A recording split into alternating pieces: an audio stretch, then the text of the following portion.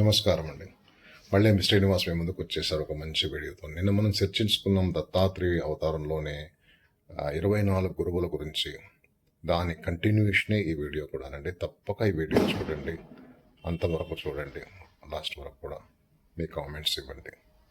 మొదటగా ప్రేయర్తో మొదలు పెట్టుకుందామండి. శుక్లాం భరధరం విష్ణుం శశివర్ణం చతుర్భుజం ప్రసన్నవదనం ధ్యాయేత్ సర్వవిఘ్నోపశాంతయే అగజానన పద్మార్కం గజానన మహర్నిశం అనేకదంతముల్భక్తానాం ఏకదంతముపాస్మహే.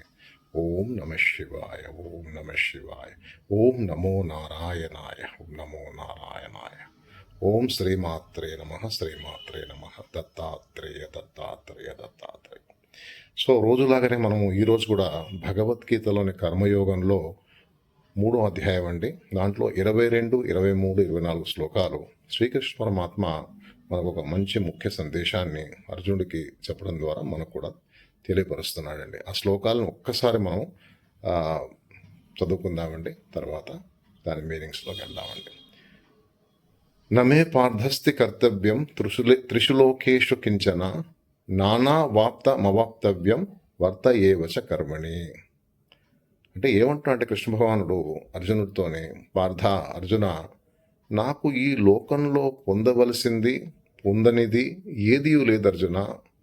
నాకు ఈ లోకంలో ఏ కార్యం మిగిలిలేదు, కానీ లోక సంగ్రహార్థం నేను కర్మలను చేయుచున్నాను అని చెప్తున్నాడు ఆయన. కృష్ణ పరమాత్మ అర్జునుడితో చెప్తున్నాడు. అది మొదటి శ్లోకం అండి. రెండో శ్లోకం అది 23వ శ్లోకం అండి. యదిహాహం నవర్తేయం జాతు కర్మణ్యతింద్రిత మనువర్తమాను వర్తంతే మనుష్య పార్థ సర్వశ.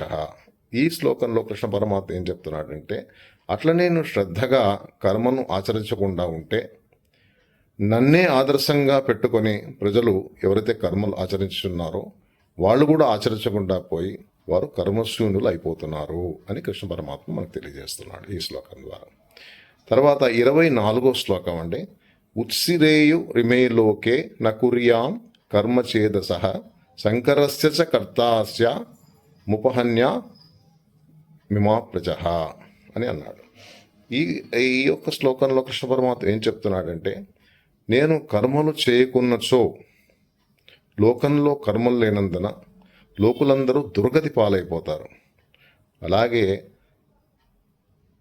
సత్కర్మ అనుష్ఠానం కూడా లేనందున ప్రజలకు కలుగు దుర్గతులకు కూడా నేనే బాధ్యుడినవుతాను అని అంటున్నాడు. సో కృష్ణ పరమాత్మ మనకి ఈ 3 శ్లోకాల ద్వారా ఏం చెప్పదలుచుకున్నాడంటే, ఒక పాలకుడు, ప్రజాపాలకుడు, ఒక రాజు, ఒక ప్రధానమంత్రి, ఒక ముఖ్యమంత్రి, ఎవరైతే మంత్రులు ఉన్నారో, దేశాన్ని పాలిస్తున్న ప్రభువులు ఉన్నారో, వారు కర్మాచరణలో ముందుండాలి. వారు మంచి పనులు చేయాలి. ప్రజలు వాళ్ళని ఫాలో అవుతారండి. ప్రజలందరూ కూడా మనం రోల్ మోడల్స్ అంటాం మన భాషలో చెప్పాలంటే. చాలామంది ప్రజలు హీరోల్ని ఫాలో అవుతారు, అలాగే రాజకీయ నాయకుల్ని ఫాలో అవుతారు. ఆ రాజకీయ నాయకులే, ఆ హీరోలే మంచి పనులు చేస్తుంటే, మంచి పేరు తెచ్చుకుంటే, సంఘసేవ చేస్తుంటే, సమాజానికి మంచి సేవ చేస్తుంటే, అది ప్రజలు కూడా అలాగే చేస్తారండి. వాళ్ళు ఏం చేస్తే అది చేస్తారు. అది కాక రాజకీయ నాయకులు, సినిమా వాళ్ళు, ఎవరైనా కానీ వారు చెడు పనులు చేస్తున్నారు, ఎలాంటి మంచి పనులు సమాజానికి చేయడం లేదు. అప్పుడు ప్రజలు కూడా ఎవరైతే వారిని అనుకరిస్తున్నారో వాళ్ళు కూడా చెడు మార్గాల్ని పట్టుకుంటారండి. లోకం భ్రష్టు పడిపోతుందండి. అందుకే పరమాత్మ ఏమంటాడంటే, దీంట్లో నాకు ఏమి లేకున్నా, నాకు లోకంతో పని లేకున్నా కూడా నేను పొందదగినది ఏమి లేదు అర్జున, కానీ మీకోసం నేను వచ్చాను, మీకు అందరికీ సహాయం చేయడానికి నేను వచ్చాను, లోకులందరికీ సన్మార్గంలో పెట్టడానికి నేను వచ్చాను, సత్కర్మ అనుష్ఠానాన్ని ఎలా చేయాలో నేర్పించడానికి నేను వచ్చానని ఆయన చెప్తున్నాడు. కృష్ణ పరమాత్మ ఒక సాక్షిభూతుడుగా ఉంటాడు పరమాత్మ. ఇదే అండి దీని అర్థము. తర్వాత మనము దత్తాత్రేయుడు గురించి మనం చర్చించుకుంటున్నాం రోజు.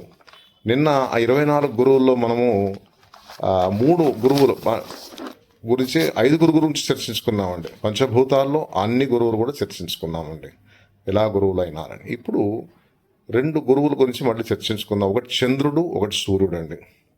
చంద్రుణ్ణి ఎలా గురువుగా, చంద్రుడి నుంచి దత్తాత్రేయుడు ప్రత్యేక జ్ఞానాన్ని ఏం నేర్చుకున్నాడు దాని మీద మనం ఒక్కసారి చర్చించుకుంటే, చంద్రుడు కృష్ణపక్షంలో క్షీణిస్తున్నా కూడా, తన కళల్లో క్షీణిస్తున్నా కూడా తను చల్లని వెన్నెలని ఇచ్చే ప్రయత్నం చేస్తాడండి. వెలుగు కానీ వెన్నెల కానీ ఇచ్చే ప్రయత్నం చేస్తాడు. అలాగే మహాత్ములు కూడా తమకు ఏం జరుగుతున్నా కూడా ఎప్పుడు కూడా వారు ప్రజలకి మంచి చేయాలనే చూస్తుంటారండి. అలాగే కృష్ణపక్షం కానీ తర్వాత శుక్లపక్షంలో చంద్రుడు పెరిగినా తరిగినా కూడా తన యొక్క సహజ గుణాన్ని కోల్పోడండి. అలాగే మహాత్ములు కూడా పుట్టినప్పటి నుంచి మరణించే వరకు కూడా ఎన్ని ఒడిదుడుకులు ఎదుర్కొన్నా కూడా వారు ప్రజలకి సహాయం చేస్తూనే ఉంటారు, కానీ తమ సహజ గుణాన్ని కోల్పోరు వాళ్ళు. ఇదే అండి చంద్రుడి నుంచి నేర్చుకున్న ప్రత్యేక జ్ఞానం దత్తాత్రేయుల వారు. అలాగే సూర్యుడి నుంచి ఏం నేర్చుకున్నాడు? సూర్యుడు మనకందరికీ తెలుసు, ప్రపంచానికి వెలుగుచ్చే దేవుడు, ప్రత్యక్ష దైవం సూర్యుడు కదండి. ఆదిత్యుడు సూర్యుడు అంటారు. సూర్యుడు ప్రతిబింబం ప్రతి పదార్థం మీద పడినా కూడా, ప్రతి పదార్థం మీద సూర్యుడు ప్రతిబింబం పడుతుంది, కానీ సూర్యుడు ఒక్కడేనండి. అలాగే పరమాత్మ ఎన్ని రూపాల్లో మనకు కనపడినా కూడా పరమాత్మ ఒక్కడేనండి. ఎన్ని రూపాల్లో దర్శనమిచ్చినా కూడా భగవంతుడు ఆయన ఒక్కడే. అది సూర్యుడి ద్వారా మనకి ఒక గురువు ఎలా ఉండాలో అలా తెలుసుకోవడానికి దత్తాత్రేయుడు మనకు చెప్పదలిచాడండి. అలాగే సూర్యుడు తన వేడిమితోనే సముద్రంలోని నీటిని ఆవిరి చేసి దాన్ని వర్షం నీటిగా మార్చి మనకి వర్షం రూపంలో వర్షాలని కురిపిస్తుంటాడు సూర్య భగవానుడు. అలాగేనండి మొత్తం ప్రక్రియలో సూర్యుడు ఎక్కడ కూడా ప్రత్యక్షంగా నీటిని తాకడండి సూర్య భగవానుడు. అలాగేనండి భగవంతుడు కూడా మనకు భగవంతుడు మన గురువులు పూజనీయులు, మనం వారికి ఎన్ని ప్రాపంచిక వస్తువుల్ని అందచేసినా కూడా వారు దాన్ని స్వీకరించి దాని మీద ప్రేమలో కానీ మోజులో కానీ పడరండి. అది వేరే రూపంలో మనకి అందజేస్తారండి. ఇది మనకి సూర్యుడు చంద్రుడు ద్వారా మనం తెలుసుకోవలసిన జ్ఞానాలండి. వాళ్ళ సహజ గుణాలను కోల్పోకుండా వారు ఎప్పుడు కూడా సహాయం చేస్తూ ఉంటారు. ఇదండి ఈరోజు మనం నేర్చుకున్నది. దత్తాత్రేయుల వారు ఈ ఇద్దరి నుంచి నేర్చుకున్న ప్రత్యేక జ్ఞానం. అలాగే మనం కంటిన్యూ చేద్దాం రేపు కూడానండి. దయచేసి నా వీడియోని మీరందరూ కూడా సబ్స్క్రైబ్ చేయండి, వీడియోని మొత్తం చూడండి, మీ సజెషన్స్ కూడా ఇవ్వండి. థ్యాంక్స్ అండి.